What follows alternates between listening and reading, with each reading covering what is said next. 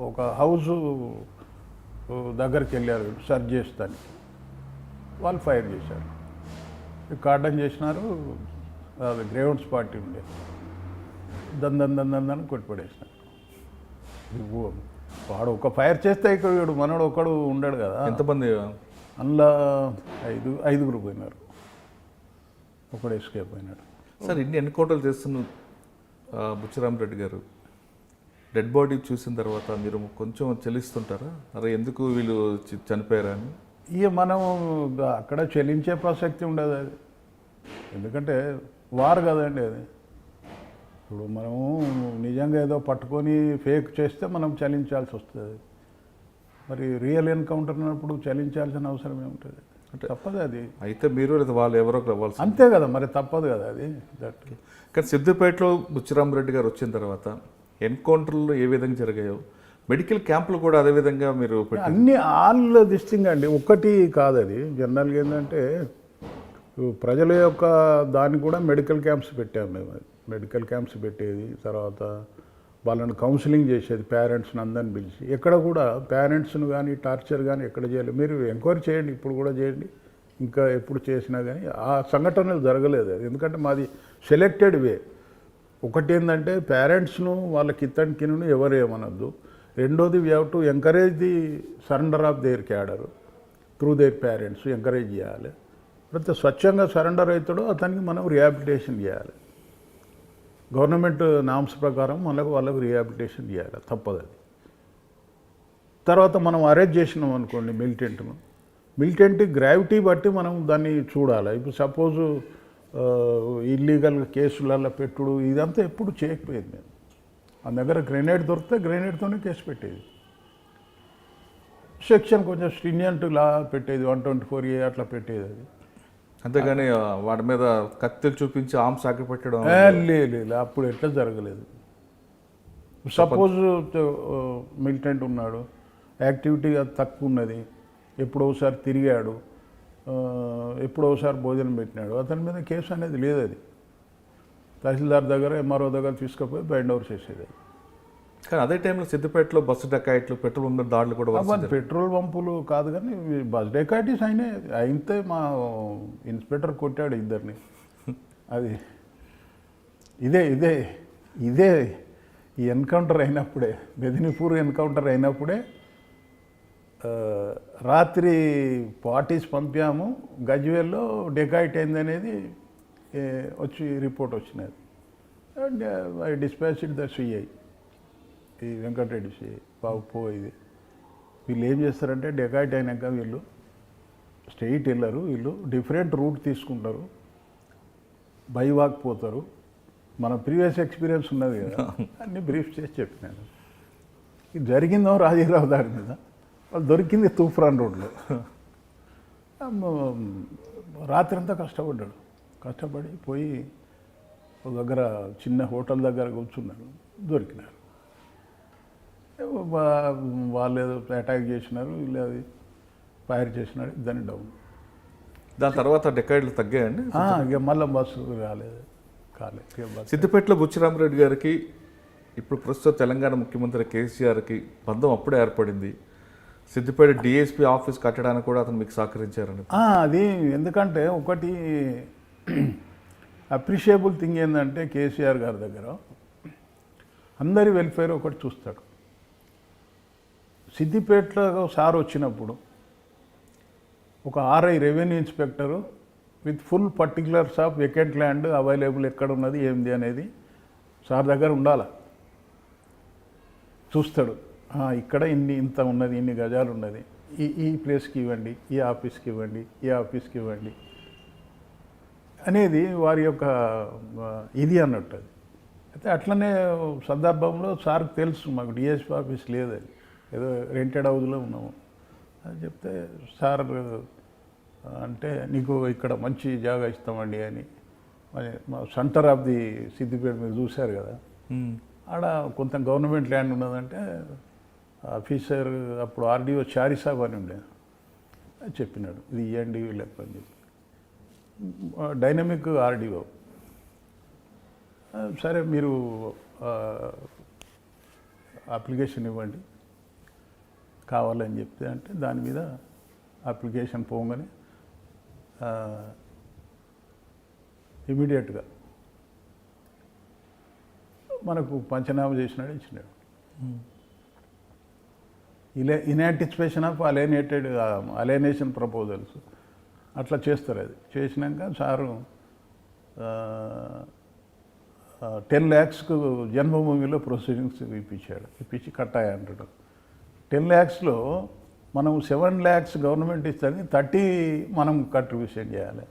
నేను ఒక 2-3 months estate చేసిన ఎట్లా కడదాం ఏందనేది. తర్వాత మళ్ళీ ఒకసారి రిమైండ్ చేసినాడు సారు. మళ్ళీ చేస్తే సరే అని చెప్పి స్టార్టెడ్. కాలే, ఎందుకంటే 1+1 1+2. తర్వాత మళ్ళీ 6 lakhs తెప్పించాడు. 6 lakhs కూడా కాలే. తర్వాత ఒక ఎమ్మెల్యే మన ముత్యం రెడ్డి గారిని పట్టుకొని ఒక ఎంపీ రాజే ఉండే ఆయన దగ్గర నుంచి 3 లక్షల రూపాయలు ఎంపీ ఫండ్లకి వెళ్ళి ఇప్పించినాడు. మొత్తం ఇది 16 lakhs + 3 19 lakhsలో we would complete the beautiful house there. తర్వాత నేను వెళ్ళిపోయినాను, ట్రాన్స్ఫర్ అయింది నాకు. 3 years చిల్లర 3.5 years అయింది. అది ఇంతవరకు సిద్దిపేటలో 3.5 years చేసిన ఆఫీసర్ లేడు. I'm the first officer. ఎవ్వరు 3.5 years చేయలేదు. అది నేను కరీంనగర్ ట్రాన్స్ఫర్ అయినాక అసలు యాక్చువల్గా అది డిఎస్పీ ఆఫీస్. అది అప్పుడు ఉన్న ఎస్పీ మళ్ళీ సార్తోనే, సీఎం గారితోనే, ఇప్పుడున్న సీఎం గారితోనే ఇనాగ్రేషన్ చేయించినాడు.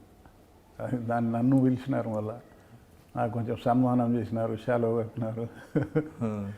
అది అంటే అప్పట్లో మీతో కేసీఆర్ గారితో మీకున్న అనుబంధం ఏ విధంగా? ఇక ఎప్పుడైనా సార్ అన్నీ డిస్కస్ చేసేది, ఏదైనా ఇష్యూస్ ఉంటే ఎప్పుడు తిరిగేది.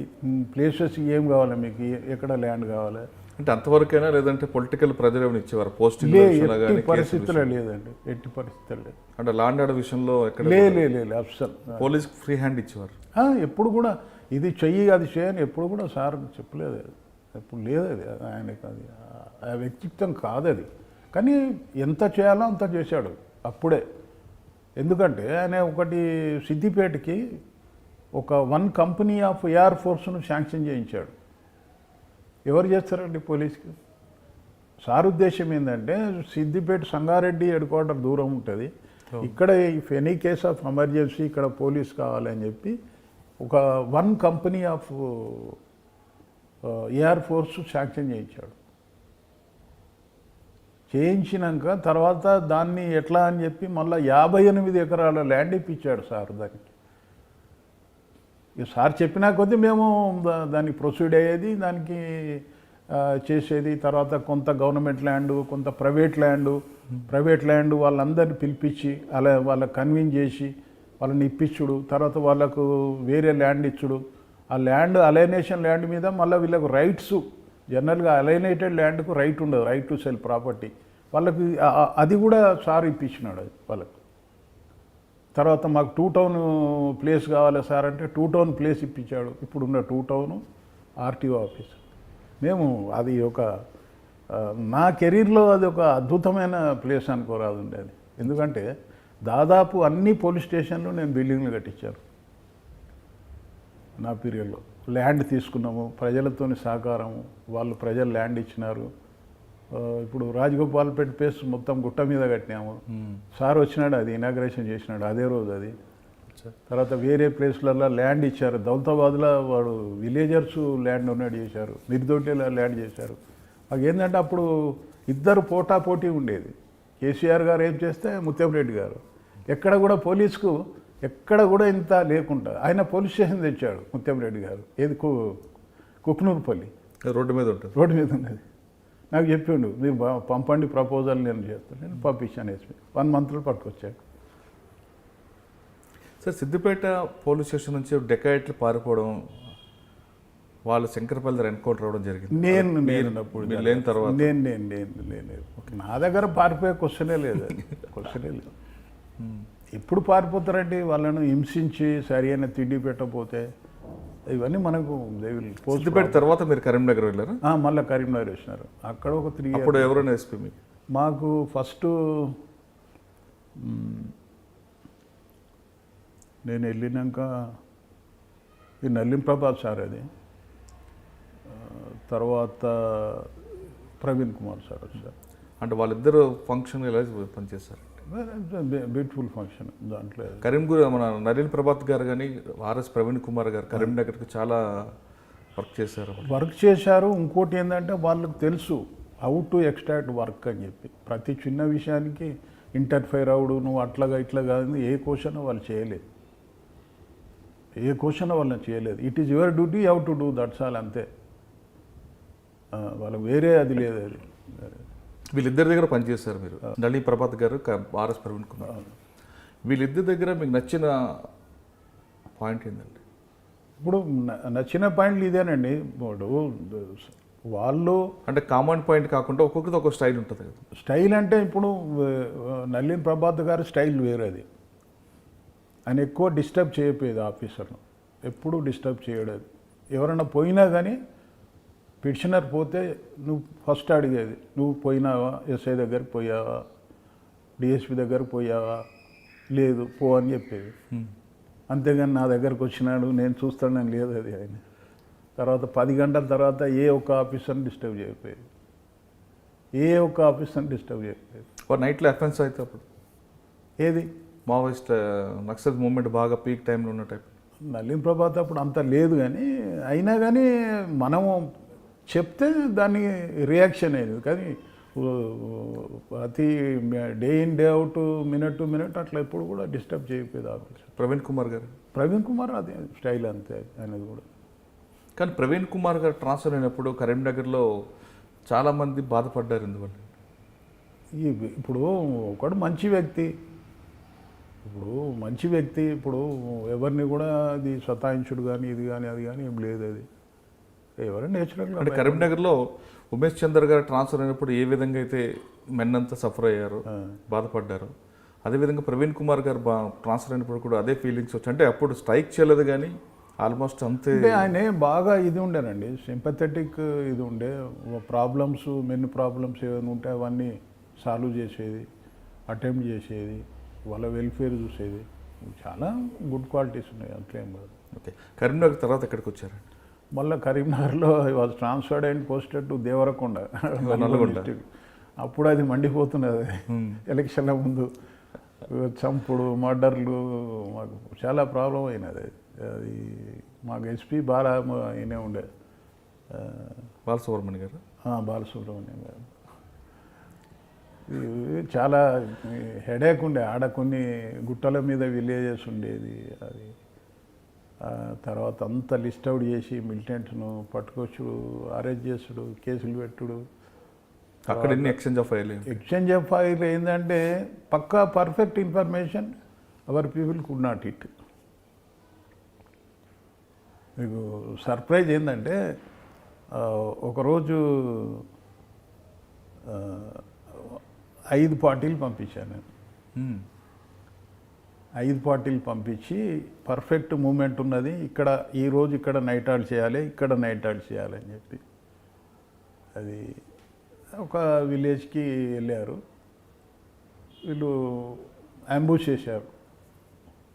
అంబుష్ చేయాలి, తర్వాత హాల్ట్ చేయాలి. అక్కడ వీళ్ళు అంబుష్ చేసినప్పుడు విలేజ్కి దగ్గర చేసినారు.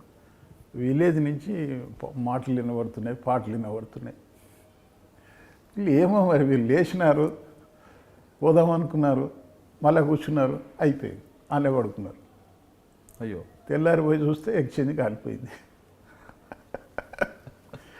అయితే వీళ్ళు చెప్పలే మాకు వచ్చి. మార్నింగ్ వచ్చి రిటర్న్ వచ్చినారు. ఓకే అంటే ఓకే అన్నారు. వీళ్ళు వచ్చిన గంటకి మనకు వచ్చింది ఇన్ఫర్మేషన్, సార్ రాత్రి వచ్చి కారు పెట్టినారు ఎక్స్చేంజ్. ఏందిరా అంటే ఇది కథ, ఇవన్నీ చూస్తే ఇది కథ. పడుకున్నారు. ఓ పెద్ద సెన్సేషన్ అయింది. ఎందుకంటే అప్పుడు ఎలక్షన్ల ముందు ఎన్కౌంటర్ కావాలి, ఇది బాగా యాక్టివిటీస్ బాగా అయినాయి. ఎందుకంటే 2003, 2004 కదా.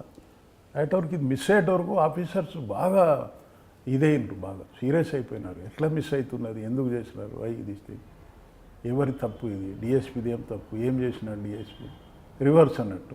ఎస్పీ బాగా డిఫెండ్ చేసినాడు. ఇంకేం చేస్తాడు సార్, అన్ని బ్రీఫ్ ఇచ్చినాడు, పంపించినాడు, మళ్ళీ మార్నింగ్ వెళ్ళినాడు, బస్సులో పోయి చూసినాడు, ఇంకేం చేస్తాడు అన్నాడు.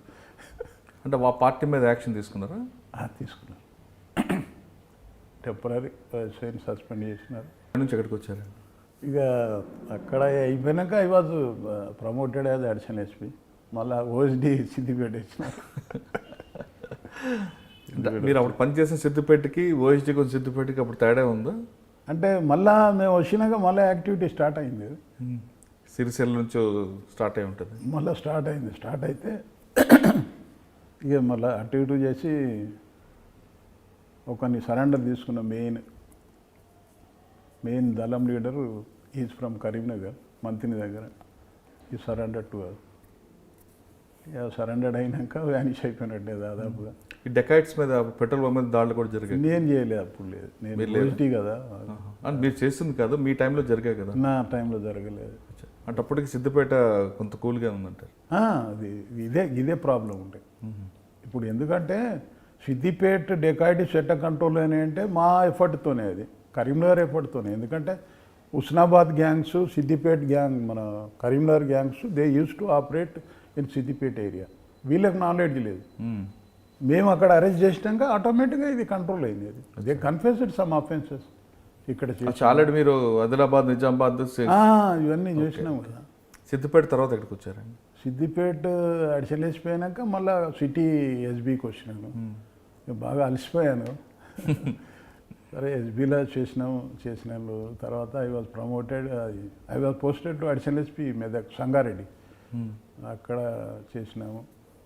సంగారెడ్డిలో పనిచేస్తున్నప్పుడు మీకు సత్యనారాయణ గారికి మీకు బంధం ఏ విధంగా? చాలా మంచిగా ఉండేనండి ఆయన. ఎందుకంటే ఆయన యాక్చువల్గా ఎమ్మెల్యే మీద బాగా పోరాటం చేసే వ్యక్తి. ఎన్కౌంటర్ కూడా అనేది ఏంటంటే, ఒకటి is to give respect to the age. సార్కి ఏజ్, మేము ఏజ్డ్ కదండి ఆఫీసర్స్. ఆయన మంచి రెస్పెక్ట్ ఇచ్చేది, మేము చెప్పింది వినేది. అని బాగా మంచి లైజన్ ఉండేది. ఎందుకంటే దట్ వాజ్ ది మంచి మూమెంట్. నాకు కూడా అది మంచి మూమెంట్. ఎందుకంటే ఇప్పుడు యాజ్ అడిషనల్ ఎస్పీ మంచి పోస్ట్ అండి పోలీస్ డిపార్ట్మెంట్లో. అడిషనల్ ఎస్పీ అడ్మిన్ అనేది మంచి పోస్ట్. ఎందుకంటే ఎస్పీ యొక్క పరిపాలన సరిగ్గా నడవాలంటే అడిషనల్ ఎస్పీ మంచి కావాలి. ఎందుకంటే men welfare compulsory, men welfare, వాళ్ళ గ్రీవెన్సెస్, ఇవన్నీ అడిషనల్ ఎస్పీ చూసుకోవాలి. జిల్లాలో 3 వింగ్స్ ఉంటాయండి ఎస్పీ సాఫీగా నడవాలంటే. One is the DCRB, second is the DPO, third is the DSB, అంటే district special branch. District special branch is under the control of SP, whereas DCRB and DPO under the exclusive control of additional SP admin. అంటే నీ యొక్క district force అంతా కూడా welfare, వాళ్ళ బాగోగులు చూసే బాధ్యత అడిషనల్ ఎస్పీది. వాళ్ళు కరెక్ట్గా ఉంటే వాళ్ళు ఆటోమేటిక్గా.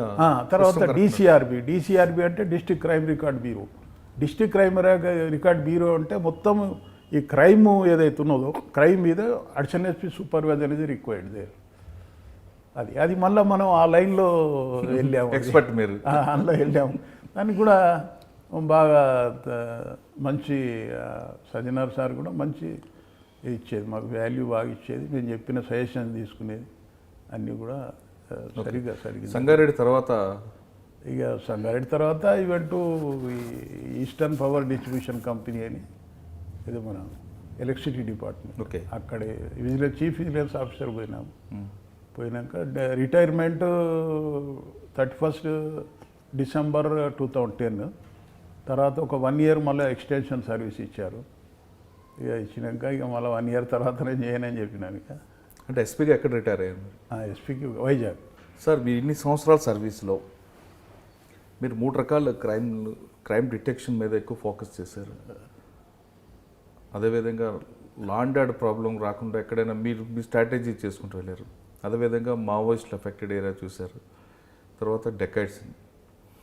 అప్పటికి ఇప్పటికీ మీరు అన్నట్లుగా అప్పుడు ఎన్నైనా చేయొచ్చు, కానీ ఇప్పుడు అది చేసే పరిస్థితి లేదు అనేది మీరే చెప్తున్నారు. అంటే అది కాదండి, మనం ఓపెన్ యాక్టివిటీ మనం చేయలేము ఇప్పుడు. అప్పుడు ఓపెన్ యాక్టివిటీ చేసినా పబ్లిక్ యూజ్ టు అప్రిషియేట్. అది దాంట్లో there is no doubt about it. ఒకటి ఇప్పుడు అట్లా మనం చేయలేము. అది కానీ మన ఇప్పుడు ఉన్న చట్టాలు కానీ ఇవి కానీ సరిగా చేస్తే ఇది అవుతుంది. ఓకే సార్, డిపార్ట్మెంట్లో వచ్చే వాళ్ళకి కొత్తగా మీరు ఇచ్చే అడ్వైజ్ ఏంటంటే, తర్వాత ఇప్పుడున్న డిపార్ట్మెంట్లో ఉన్న వాళ్ళకి మీరు ఇచ్చే సూచనలు? ఇక సూచన అంటే ఒకటండి, వాళ్ళు సిన్సియర్ ఉండాలి, డ్యూటీలో డెడికేటెడ్ ఉండాలి, డ్యూటీ బౌండ్ ఉండాలి, ఎస్కేప్ కావద్దు. అది కొంచెం ఏంటంటే దీనికి పోలీస్ డిపార్ట్మెంట్లో హార్డ్ అండ్ ఫాస్ట్ రూల్ లేదు. అది నేను 2 గంటలే చేస్తాను 3 గంటలే చేస్తానంటే కాదు, అది ఎప్పుడు కాదు. అది మనం అవసరం అనుకుంటే 24 గంటలు పని చేయాలా, లేకపోతే రెస్ట్ తీసుకోవచ్చు, నిన్నెవరు అనేది లేదు. కానీ ఏంటంటే రిజల్ట్ అనేది రావాలా, నీ డ్యూటీ నువ్వు డిశ్చార్జ్ చేయాలి, సిన్సియర్ ఉండాలి, విధవేషాలు వేయకూడదు, మనీ మైండెడ్ అస్సలు ఉండకూడదు ఎందుకంటే మనీ మైండెడ్తో ఉంటేనే ప్రాబ్లమ్స్ వస్తాయి. ఒక పార్టీ సైడ్ తీసుకోవాల్సి వస్తుంది, వాళ్ళు చెప్పింది వినాల్సి వస్తుంది. అది చాలా ఇది వర్స్ట్ దిస్ థింగ్. తర్వాత చాలా ఇది ఉండాలి, మనం నిబద్ధతతో ఉండాలి. ఎవడు పిలుస్తారు, they will offer dinners, they will offer drink parties, everything. ఎప్పుడు కూడా ఎంటర్టైన్ చేయొద్దు. చాలా పల్సన్ అవుతారు, చాలా పల్సన్ అవుతారు. పిలుస్తాడు అన్న అంటాడు, పిలుస్తాడు, మందు పోస్తాడు, వాడు వచ్చినాక వాడేంద్ర ఎస్ఐ మనోడే కదా అంటాడు పొద్దున్న. అట్లా అది చాలా ఇంపార్టెంట్. వేరే వాళ్ళకి అది కాదు, మన పోలీసులో అది చాలా నిబద్ధత. అంటే ప్రైవేట్ పార్టీలకు పోకూడదట. తర్వాత ఏంటంటే ఎప్పుడు కూడా should not lose his temper. ఎవరికి కూడా కూల్గా చెప్పాలి సమాధానం. మంచి సార్, ఎమ్మెల్యే చెప్పినాడు, అట్లెట్లయితుంది అని అనకూడదు. సార్ మంచిది, నేను చూస్తాను, చేస్తాను. అది తర్వాత అడిగింది ఏమైందా సార్, అది జరగలేదు, అది ఇట్లా ఎవిడెన్స్ ఇట్లా ఉన్నది, ఇది చేయలేం సార్ అంటే, మన తెలంగాణలో మాత్రం ఏ పొలిటీషియన్ కూడా ఇన్సిస్ట్ చేయడు. నేను చెప్పినట్టు నువ్వు చేయమని చెప్పి అదొక మనకి శుభ పరిణామం. ఇక్కడ ఏంటంటే మన పబ్లిక్ లీడర్స్ ఉన్నారు, ఎవరు కూడా నీకు అట్లా ఇన్సిస్ట్ చేయరు, నేను చెప్పిందే చేయాలని చెప్పి. డిపార్ట్మెంట్లోకి వచ్చేవాళ్ళు మంచి ఇదండి, ఎందుకంటే ఒక మంచి డిపార్ట్మెంట్ ఇది పోలీసుది, చాలా మంచి డిపార్ట్మెంట్. ఎందుకంటే మనం ఎన్నో విధాలా మనం పనిచేయచ్చు, పబ్లిక్ సపోర్ట్ చేయొచ్చు. సపోజ్ ఒక నేరం జరిగింది, ఇంట్లో ప్రాపర్టీ పోయింది, నువ్వు ప్రాపర్టీ డిటెక్ట్ చేస్తే నిన్ను ఒక హీరోలాగా చూస్తారు. ఎందుకంటే వీ ఫేస్డ్ ఇట్, మేము మాకు అది అనుభవం అయినది, మమ్మల్ని హీరోలాగా చూసేది, హీరోలాగా చూసేది. అబ్బా వీళ్ళు ఎట్లా డిటెక్ట్ చేసినారు ప్రాపర్టీ అని చెప్పి. అది పర్టికులర్లీ ఇంటాక్ట్ ప్రాపర్టీ దొరికితే ఇంకా అది వాళ్ళు దే ఫీల్ హ్యాపీ. దిస్ వాళ్ళ జీవితాంతం కూడా మర్చిపోరు. ఎట్లా అంటే నేను కొత్తగూడెం ఉన్నట్టు ఒక డెకాయిట్ అది జరిగింది, అది హైవే డెకాయిట్. కొత్తగూడెం దగ్గరనే మైనింగ్ కాలేజ్ దగ్గర ఓ ప్రొఫెసర్ ఉండే. ఆ ప్రొఫెసర్ యొక్క ఆపి అతని దగ్గర ఒక వెంకటేశ్వర స్వామి ఉంగరం ఉంచుకున్నాను. I detected it. ఆ ఉంగరం ఆయనకు చూపెడితే ఎంత ఇమ్మెన్స్ హ్యాపీ అయింది అంటే అసలు cannot imagine this, cannot imagine ఇది. అదే సెంటిమెంట్ ఉంగరం, వెంకటేశ్వర స్వామి ఇది ఉన్నది, సెంటిమెంట్ ఉంగరం డెకాయిట్ చేతిలో పోయింది, దొరికిందంటే ఎంత ఫీల్ అవుతారు? అప్పుడు పోలీస్కి ఎంత రికార్డు ఉంటుంది? అది అసలు మనకు కావాల్సింది అది. That kind of this thing మనకు కావాల్సింది అది. కాబట్టి ఏంటంటే బాగా హార్డ్ వర్క్ చేయాలండి. మనం నాకేందిలే అంటే కాదు, బాగా హార్డ్ వర్క్ చేయాలి. వెల్ఫేర్ పాపం మెన్నును కూడా బాగా చూసుకోవాలి. చెప్తున్నా కదా, హ్యూమన్ బీయింగ్ అంతే, ఎవ్రీబడీ ఈజ్ హ్యూమన్ బీయింగ్. అన్నీ చూసుకోవాలి, నీ వెల్ఫేర్ చూసుకోవాలి, నీకు ఎంత శక్తి అయితే అంత శక్తి చేయాలి. అది మేము I use to create properties to the department. నేను ఎక్కడ వెళ్ళినా, సిరిసిల్లలో పెద్ద బిల్డింగ్ కట్టాం మెన్ అకామిడేషన్కు with public contribution and government this thing. అది సిద్దిపేటలో డిఎస్పీ ఆఫీస్ కట్టాము, కరీంనగర్లో డిఎస్పీ ఆఫీస్ కట్టాను. కరీంనగర్లో నాకు 10 lakhs ఇచ్చాడు ప్రవీణ్ కుమార్ సార్, నేను 25 లక్షలు దానికి చేసినాను. అది ఐ నెవర్ హరాస్డ్ ఎనీవన్. నాకు ప్లాన్ ఉన్నది, ఎట్లా చేయాలనేది నాకు ప్లాన్ ఉన్నది, ఆ ప్లాన్ ప్రకారం చేశాము. 7 monthsలో I could complete that building in Karimnagar. Record చూపెడతాను నేను. అది నా కొరకు కాదు కదా, అది ల్యాండ్ సెక్యూరిటీనే చాలా కష్టం ఉండేది. అంత ప్రైమ్ ల్యాండ్ సెక్యూర్ చేసుకున్నాము. అది అది ఉండాలి పోలీసులో, అది ఉండాలి. నాకేంది, నేనేంది, తప్పు అది. బికాజ్ మనం బతికింది దాని మీద, బతకబోయేది దాని మీద, మన యొక్క పేరు దాని మీద వస్తున్నది. ఎందుకంటే పోలీసులో నీకు చాలా కూడా నీకు ఫెసిలిటీస్ ఉంటాయి, నువ్వు అనుకోని ఫెసిలిటీస్ ఉంటాయి నీ ఏరియాలో. ఒక డాక్టర్ దగ్గరికి వెళ్ళు, డాక్టర్ నీకు ఫ్రీ ట్రీట్మెంట్ ఇస్తాడు. No doctor expect something or fees from SI or police. అది చాలాదా మనకి? నా గౌరవం చాలా ఎవరికి వస్తుంది? కాబట్టి ఏంటంటే ఇది ఎప్పుడు కూడా చాలా అత్యున్నతమైన జాబ్ ప్రొవైడింగ్. మనం కూడా అట్లే ఉండాలి. మనం చిల్లర వేషాలు వేస్తే అంతే. డబ్బుకి ఎప్పుడు పోవద్దు. Should not after the money. ఎవడైనా కానీ పోతే వాడికి పతనం అయినట్టే. ఎందుకండి ఆ డబ్బు ఇవాళ వస్తుంది, రేపు పోతుంది. అది మనమైతే కట్టుకొని పోము కదా. ఎందుకని నీ పేరు శాశ్వతం. అరే పలాని ఎస్ఐ మంచోడు, మంచి పని చేసినాడు, మంచోడు, ఇంటాడు, అట్లా మనకు కావాల్సింది. కరెక్ట్ డిసిషన్ ఇవ్వాలా. నేరస్తునికి సపోర్ట్ చేసి కంప్లైంట్కు తిడితే ఎట్లా ఉంటుంది? పోలీస్ డిపార్ట్మెంట్లో ఉద్యోగం అంటే మనం కరెక్ట్గా జాబ్ చేస్తే సినిమా హాల్లో హీరో కన్నా జనం రియల్గా పోలీసుని హీరోగా చూస్తారంటున్నారు బుచ్చిరామరెడ్డి గారు. ఎందుకంటే మన సర్వీసు కరెక్ట్గా ఉంది, మన పేరు ఉందంటే ఆ పోలీస్ ఆఫీసర్ రోడ్డు మీదకి వచ్చినా అతని సినిమా హీరోలకు చూస్తారు. అంతేకాదు ఎక్కడికి వెళ్ళినా అతనికి గౌరవం, మర్యాద ఉంటుంది. అతనుకున్న సర్వీస్లో ఎక్కడ కూడా చిన్న బ్లాక్ స్పాట్ లేకుండా 4 రకాల క్రైమ్ని కంట్రోల్ చేసుకుంటూ అప్పుడున్న పరిస్థితుల్లో చేసుకుని వచ్చారు. ఇకపై కూడా డిపార్ట్మెంట్లో ఎవరైనా సరే సర్వీస్ మోటోతో వెళ్తే ఖచ్చితంగా ఆ పేరు ఎప్పటికీ వాళ్ళ రిటైర్ అయ్యే వరకు ఉంటుందంటూ బుచ్చిరామరెడ్డి గారి స్టోరీయే మనకి ఎగ్జాంపుల్. ఇది ఈ వారం బుచ్చిరామరెడ్డి గారితో ఎక్స్క్లూజివ్ ఇంటర్వ్యూ. వచ్చే వారం మరో గెస్ట్తో మళ్ళీ కలుద్దాం. అంతవరకు నమస్కారం.